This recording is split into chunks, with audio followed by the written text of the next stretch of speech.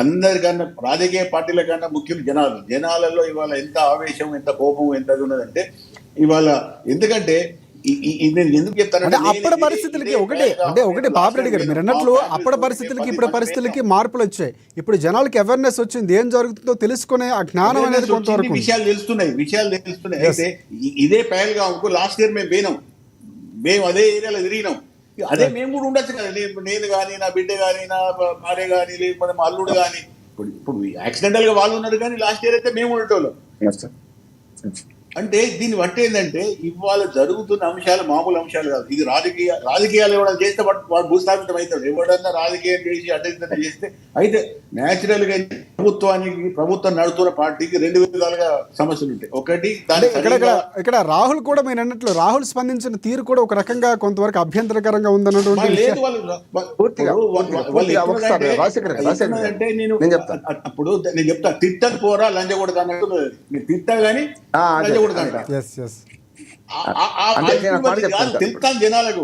ఇవాళ కాంగ్రెస్ ఆడుతున్న నాటకంతో ఖర్గే స్పందించిన తీరు అంటే అనుభవం కనిపించింది. ఇక్కడ రాహుల్ గాంధీ స్పందించిన తీరు కానీ లేకపోతే రాబర్ట్ వాద్రా రాహుల్ గాంధీ కానీ మీరు ఒకసారి రాజశేఖర్ గారు మీరు యూట్యూబ్ లో కొట్టుండ్రి. రాబర్ట్ వాడ్రా గారు మాట్లాడిన మాటలతో కాంగ్రెస్ యొక్క నడు విరిగింది ఇవాళ. నేను రాజశేఖర్ గారు నిన్న అదే విషయం చెప్పాను. రాబర్ట్ వాద్రా గురించి ఏం సార్ చెప్తున్నారు, కానీ నేను అంతకు ముందే నిన్న 4-5 టీవీలో చెప్పింది ఏంటంటే మల్లికార్జున ఖర్గే, రాహుల్ గాంధీ ఇద్దరు స్టేట్మెంట్ ముందర పెట్టి నేను ఒక 5 నిమిషాలు మాట్లాడినా. రాహుల్ గాంధీ తప్పు అంటున్నాను, అనుభవజ్ఞుడు అని మీరు అన్నది రాజశేఖర్ గారు. ఖర్గే ఎంత బాగా స్పందించిండు ఒక ప్రతిపక్ష నాయకుడిగా, దాని ఏమంటారు ఒక పార్టీ అధ్యక్షుడిగా, జాతీయ అధ్యక్షుడిగా. రాహుల్ గాంధీ చాలా చిల్లరగా అంటే ఇంకా అనుభవం రాలేదు దీనికన్నా. ఈయనకి ఇంకా వయసు వస్తున్న అనుభవం రాలేదు. జరిగిన అంశం ఏదైతే ఉందో ఈ జరిగిన అంశాన్ని రాజకీయంతో ముడిపెట్టి చూడడం అనే ధోరణి ఉండకూడదు. ఇక్కడ భారతదేశం అనేటువంటి ధోరణిలో చూస్తేనే ఒక సరైన. నేను ఒక విషయం మాట్లాడుతున్నా. ఇప్పుడు ఈ కాంగ్రెస్ ఈ కాశ్మీర్ విషయం పెంచి పోషించి కాంగ్రెస్ ఈ విధంగా రావడానికి సక్సెసివ్ కాంగ్రెస్ గవర్నమెంట్సే కారణం. ఎందుకంటే ఇంత ఈ కాశ్మీర్ వ్యాలీలో టెర్రరిజం బలపడడానికి అనేక విధాలుగా కాంగ్రెస్ చేతగానితనము, అవకాశవాద రాజకీయాలు, అక్కడ ఉన్న నేషనల్ కాన్ఫరెన్స్ మైగోతో అనేక రకాలుగా పొత్తులు పెట్టుకొని అనేక రకాలుగా నాశనం చేసింది వాళ్ళు. ఇప్పుడు బీజేపీకి దానిలో ఆ పాపంలో భాగం లేదు. ఈ పాపం తప్పు నుంచి మొదలవుతాను. నేను ఒకటే అడుగుతానా, కాంగ్రెస్ వాళ్ళు ఇంత పెద్దగా మాట్లాడుతున్నారు కదా, ఇవన్నీ వస్తుంటాయి. ఇప్పుడు మరి కాశ్మీర్ పండితులు ఏ హిందుత్వంతో నిలగొట్టారు వాళ్ళని కట్టుబడ్డలతో కొన్ని వందల మందిని నిలగొట్టారు. వాళ్ళందరినీ 5 లక్షల మంది నిలగొట్టారు. వాళ్ళు ఏ హిందుత్వం మాట్లాడినారు? ఇదే ఇందిరాగాంధీ బింద్ర వాళ్ళని పోషించి అక్కడ ఏది మన అకాలీదళను వీక్ చేయడానికి పంజాబ్ ఆడిన నాటకం ఏది? సిక్కు ఫండమెంటలిజం పెరిగింది, కొన్ని వేల మంది హిందువులు చచ్చిపోయారు పంజాబ్లో, కనిష్క ఫ్లైట్ కూలిపోయింది. తర్వాత ఇప్పటికి కూడా కలిపిస్తానన్నది పోలేదు. ఇప్పుడు వాళ్ళు నీతులు మాట్లాడితే ఎట్లా ఇదంతా?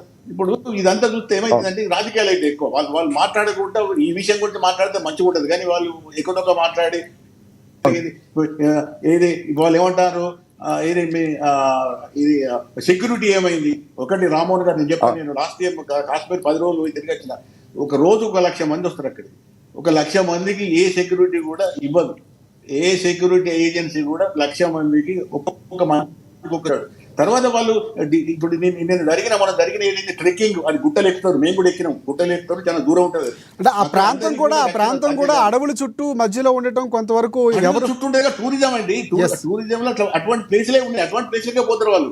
ఇప్పుడు నీకు టెర్రరిస్టులకు ఉన్న ఒక అడ్వాంటేజ్ ఏంటంటే హిట్ అండ్ రన్ అంటే నేను ఇప్పుడు నీకు 100 మందిలో కూడా వాడు కాల్స్తాడు, అవతల పడతాడు, పారిపోతాడు, తర్వాత దొరుకుతారు కావచ్చు, చదివే విషయం.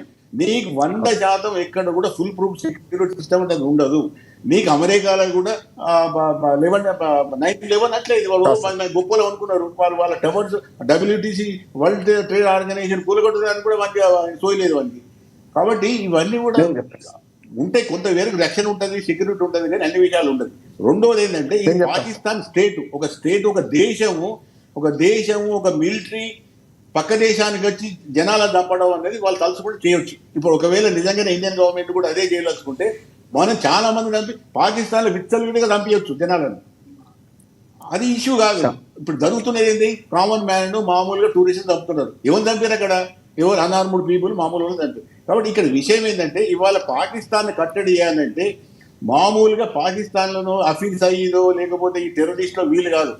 అసలు ఇవ్వాలంటే దీని వెనుక ఉన్నదంతా మూల సూత్రధారి పాకిస్తాన్ ఆర్మీ, పాకిస్తాన్ ఆర్మీలో ఉన్న ఐఎస్ఐ, వాళ్ళ వెనుక ఉన్న డీప్ స్టేట్, ఇవి ఈ రకరకాల పేర్లతోని అన్ని ఆర్గనైజేషన్స్ తయారు చేసి భారతదేశానికి పంపుతాయి.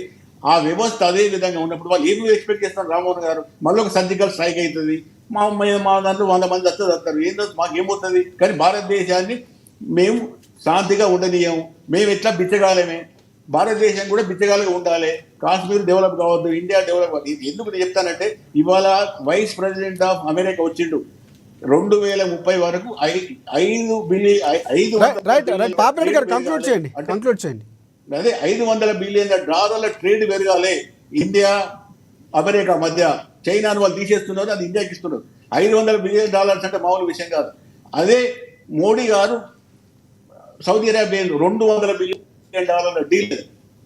అంటే ఇవి $600-700 బిలియన్ ఒక 2-3 దేశాలతోనే మనం ట్రేడ్ అయితే పెరుగుతా ఉంటుంది ఎకానమీ. పాకిస్తాన్ చాలా విషయాల్లో చెప్పదలుచుకునేది ఏంటంటే ఇండియాను నేను నార్మల్గా ఉండనియా, నేను ఎట్లా మునిగి ఉన్నా, నేను ఎట్లా బికారు కానీ బిచ్చ కానీ మిగతా చేయ. కాబట్టి పాకిస్తాన్ను ఒకవేళ కట్టడి చేయాలంటే ఈ మామూలు విషయాలతో కాదు, దాని ఆయుపట్టైన ఆర్మీ, ఐఎస్ఐ, ఆ డీప్ స్టేట్ దెబ్బ కొట్టాలి. పంజాబీ పాకిస్తాన్లో ఉన్న వాళ్లకు సరి అయిన దెబ్బ కొట్టకపోతే వాళ్ళకి ఇట్లా చేస్తుంటారు. ఎవడోడు ఇప్పుడు ఈ ఫ్యూడ్ ఇది ఏవైతే మతం పిచ్చి ఈ ఇస్లాంలో బాగున్నది, వాడు ఏం చెప్తాడు, నువ్వు జిహాద్ చేస్తే నీకు ఇది రియల్ వరల్డ్ కాదు, అసలు వరల్డ్ జెండర్ చాలా దగ్గర ఉన్నది, చచ్చిపోడు అన్నారు. నువ్వు చక్కగా జెండర్ అంటే దేవుని దగ్గర పోతావు, ఇక్కడ చనిపోగానే ఇసలు ఇది రియల్ వరల్డ్ కాదు, నీకు 12 మంది కన్యలు వస్తారు పట్టుకపోతారు. ఇది వాళ్ళకి పూరగాలకు నూరి మదరాసలు చెప్పి వాళ్ళకి కొందరు సావంటే భయం లేదు, వాళ్ళకి ఫ్యామిలీస్ ఉండదు, వాళ్ళకి ఎంత బ్యాక్గ్రౌండ్ ఉండదు. అట్లా తయారు చేసిన వాళ్ళను చేసే సూత్రధారి ఉండవు. వాడిని పట్టుకోకపోతే, వాడికి నష్టపోతే, వాడిని చెక్ చేయకపోతే ఇటువంటి చాలా జరుగుతూనే ఉంటాయి. మూలాలకు వెళ్ళాల్సిన అవసరం మూలాలకు పోవడంలో నష్టం ఉంటుంది కొంత. నేను చెప్తా, ఒకవేళ వార్ జరుగుతుంది ఏమైతుంది, నాకు న్యూక్స్ అంటే అనుభవాలు ఉన్నాయి, వేసేస్తాడు, మనం చచ్చిపోతాం. కానీ మనం వేస్తే పాకిస్తాన్ మొత్తానికి గెలిచిపోతుంది. కాబట్టి ఇప్పుడు నష్టాలు ఉంటాయి, కష్టాలు ఉంటాయి, యుద్ధాలు ఉంటాయి. కాబట్టి ఈ విధమైన బెదిరింపులు, ఈ విధమైన ఇప్పుడు మొన్న హమాస్ వాళ్ళు ఇజ్రాయెల్లో వాళ్ళని చంపారు. ఇప్పుడు అదే ఇన్స్పిరేషన్ ఇక్కడ మన ఇండియాలో జరిగింది. ఇండియాలో ఏం చేశారు వాళ్ళు, అక్కడ చంపారు వాళ్ళు.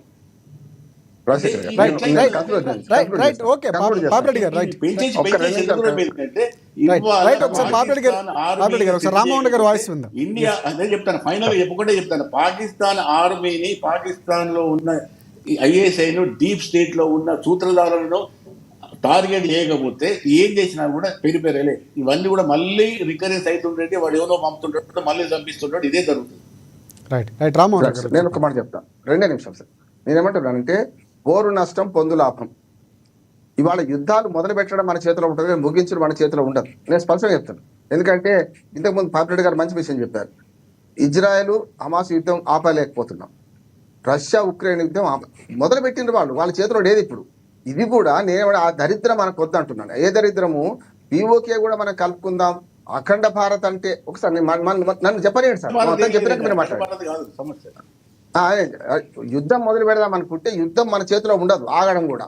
నేనేమంటున్నానంటే దౌత్య యుద్ధం చేద్దాం అంటున్నాను, భౌతిక యుద్ధం కంటే. ఎట్లా అంటే మీరు ఆక్రమిత కాశ్మీర్ కలుపుకోమని వాళ్ళు కొన్న దరిద్రం మనకు వద్దు అంటున్నాను. కానీ వాళ్ళు కలుపుకుంటే లాభం కూడా చెప్తున్నాను. ఎట్లా అంటే బార్డర్ మారుతుంది. అయ్యా మనం పాపిరెడ్డి గారు, నేను కూడా 3 సార్లు కాశ్మీర్ పోయినాను. మీరు అన్న పహల్గామ్ నుంచి మొదలు పెడితే అమర్నాథ్ దాకా పోయి వచ్చిన, అట్లా 3 సార్లు పోయి వచ్చిన. నేనేమంటున్నానంటే ఇక్కడ మీరు అన్నది వాళ్ళు వ్యూహం మార్చుకున్నారు, తీవ్రవాదులు వ్యూహం మార్చుకున్నారు. ఎట్లా మార్చుకున్నారు? మొన్నటిదాకా పట్టణాల మీద, నగరాల మీద దాడి చేసిన వాళ్ళు ఇవాళ జనసమర్థం ఉన్నా కూడా అడవి దగ్గర ఉన్న పహల్గామ్ ఎంచుకోవడం అది కీలకమైంది, నెంబర్ 1. రెండోది ఏంటంటే ఒకవేళ పీఓకే మనం కలుపుకుంటే మన బార్డర్ శ్రీనగర్ చేస్తే సార్ 16 కిలోమీటర్లు పోతే మన బార్డర్ లేదు, శ్రీనగర్ అవతలికి పోతే. కనుక అట్లా చూసుకుంటే పైనుంచి మనం చేయాల్సిన పని ఏంటంటే ఇవాళ పాకిస్తాన్ దెబ్బతీసే క్రమం యుద్ధం కాదు, పాకిస్తాన్ దౌత్య యుద్ధం. దౌత్య యుద్ధంతో ఒంటరి చేసి సర్జికల్ స్ట్రైక్ చేయాల్సిందే. ఎట్లా చేస్తాము? గతంలో 3 సార్లు జరిగితే 3 సార్లు నిజంగా మీరు అన్నట్టు, మీరు చాలా కరెక్ట్ మీరు అన్నది పాపిరెడ్డి గారు, వెనుకకు వచ్చినాం. ఫస్ట్ 65 యుద్ధం 65 యుద్ధంలో ఆ లాహోర్ దాకా కొట్టుకుపోయినాం. నిజంగా స్వాధీనం అప్పుడే చేసుకుంది మనం. రెండోది మనకు బంగ్లాదేశ్ యుద్ధం అప్పుడు కూడా కొట్టుకుంటూ పోయినాం. అప్పుడు కూడా అంతర్జాతీయ ఒప్పందాలను కానీ ఐక్యరాజ్య సమితి సంప్రదించి మనం వాళ్ళకి ఇచ్చిపెట్టాం. మొన్న సర్జికల్ యుద్ధంలో కూడా మనం చాలా వరకు పాకిస్తాన్ భూభాగంతో చొచ్చుకపోయినాం. కానీ మనం కూడా అప్పుడు కూడా చేయలేదు. ఇప్పుడు ఏమైందంటే ఇప్పుడు స్వాధీనం చేసుకుంటే అవుతుంది, కానీ ఆ దరిద్రం అనుకోవద్దు. ఇప్పటికే మీకు తెలుసు, మీరు ఒక ఆర్థికవేత్తగా దక్షిణ ఉత్తర భారతదేశాల మధ్యన ఇంత వ్యత్యాసం ఉంటే ఆ దరిద్రం అంతా మనం అనుభవిస్తున్నాం. ఉత్తర భారతదేశం ఆ పేదరికం అంతా మన దక్షిణ భారతదేశం పన్నులు నాశనం అయిపోతున్నాయి. అటువంటిది మీరు పాకిస్తాన్ ఆక్రమిత కాశ్మీర్ కలుపుకుంటే మనం ఇంకా పేద దేశంగా పోతాం. ఇప్పుడు నేను పాకిస్తాన్ కలుపుకోమనో లేదని కాదు. ఒకటే మనం అందరం ఈ దౌత్యపరంగా చాలా రోజులు చేశారు.